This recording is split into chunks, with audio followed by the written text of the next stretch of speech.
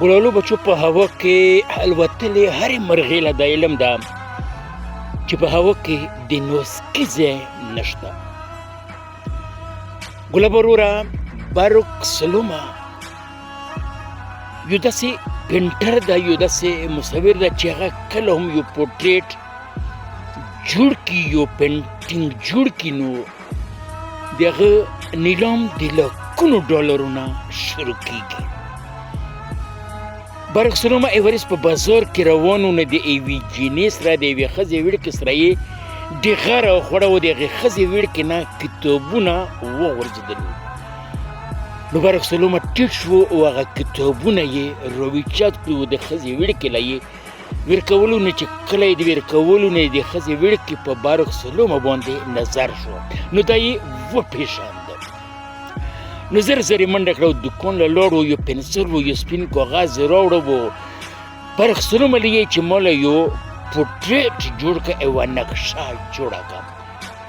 نو باروک سلومه هغه له بسته کرښې مرخې ووهلې و، یو کاغذ باندې یې پورټریټ جوړ کړه و، دې له یې ویر کړه و، ورته وویل چې دا د لکونو روپو نه کم نه ده.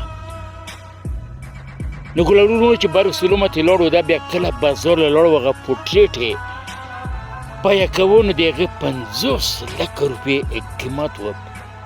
نو چې هغه یې کله خرڅ کړه، نو بیا یې زه په زړه کې خواهش راوچات شو، د باروک سلومه پسې روانه شوه. اخر ګرځېده باروک سلومه یې ومونده، نو هغه له یې چې زه هماغه وړکې یم چې تا له په بازار کې په فلاني تاریخ میلاو شوی وم و، تا یو پورټریټ جوړ کړی و. نو ما له اوس بیا یو پورټریټ جوړ کړه چې کوم پورټریټ تا په 30 سکنډه کې جوړ کړی و، هغسې پورټریټ ما له یو بل جوړ کړه ښکلی غوندې. نو باروک سلومه ورته وایي چې بچې کوم پورټریټ چې تا له ما په 30 سکنډه کې جوړ کړی و، نو هغه ما په 30 کاله کې هغه زده کړی و. نو ګلالو بچو کله کله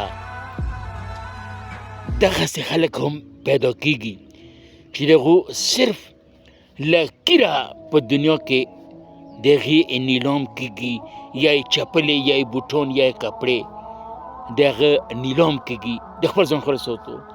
ډېره ډېره مهرباني، خوشحاله اوسئ.